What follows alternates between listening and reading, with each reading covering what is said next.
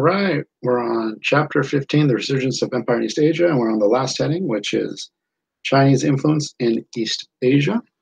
The College Board wants you to note where the Chinese cultural conditions continued and influenced their neighboring regions.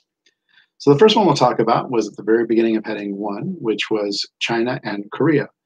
Korea was giving particular issues to the Sui dynasty. So when the Tang take over, the Tang decide to withdraw under the condition that Korea recognizes Tang as emperor.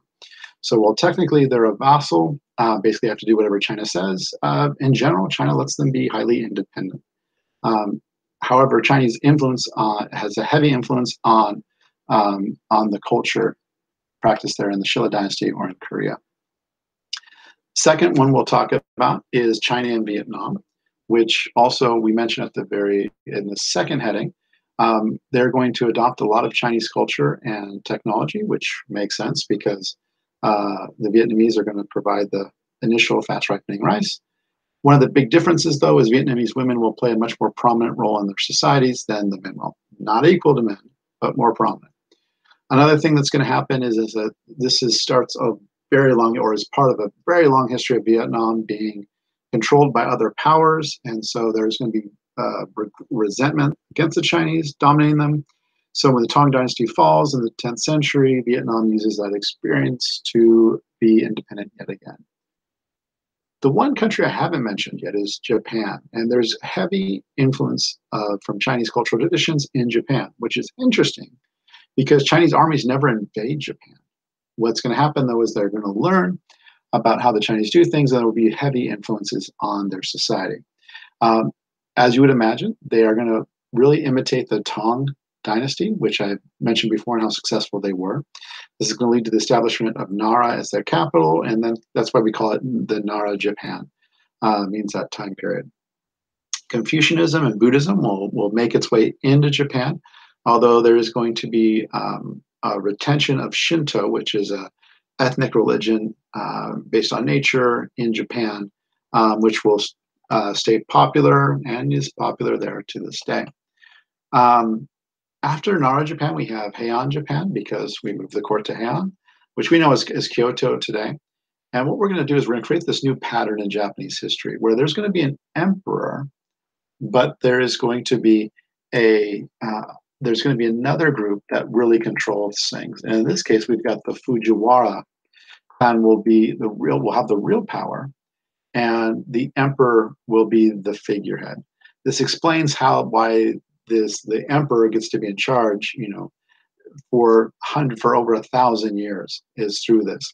Another thing that helps out is the geography of Japan. Japan is on the Ring of Fire, so there's a lot of mountains and volcanoes throughout Japan, which is going to make it easier for groups to kind of be on their own. But in general, they're going to have fidelity to the Emperor of Japan. During this time period, we also see the influence of kanji characters making its way to Japan and helping them with their language. So we're going to have this hiragana or katakana syllabic alphabet that's going to be created. If you know, Japanese has several versions, and anyway, I'll leave that there for now. What's also interesting is we have the first novel from Japan, and some would argue the first novel ever, and it's written by a woman in an early form of Japanese. So it's definitely the first Japanese novel. It's written by Lady Murasaki, and there's all sorts of things around how much of it she wrote, but it appears she wrote at least a good portion of it. And she actually worked for the Fujiwara's clan. And so she would come up with these installments of life of the courtesans and of the royal court in the highest levels in Japan. It becomes a classic. It becomes very popular, and it is still considered a classic to this day. The other thing that happens after that is we have the creation of a new clan in charge, and that's when the civil war happens between Taira and Minamoto clans in the 12th century. Minamoto wins and he institutes the idea of a shogun.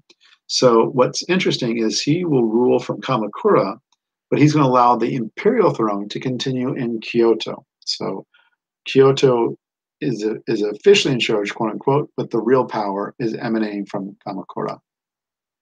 And this leads to a time of Japanese history which is very romanticized, which is in medieval Japan. It's very similar in many ways to the idea of kind of feudal Europe and medieval Europe. So the Kamakura and Muromachi periods are going to happen, and during this time we're going to have that decentralized power in the hands of the warlord. So still an emperor, but he's going to have less control than normal. Like I mentioned, this decentralized power is really easy to happen in Japan because of the difficulties in traversing through all the islands. We're also going to have this creation of a military authority called the samurai, which again have been very greatly romanticized as these professional noble warriors. The nobility comes a little later, but it's something that is still revered and thought of to this day. So we're going to have lords, we're going to have samurais, and we're going to have medieval Japan. There we go.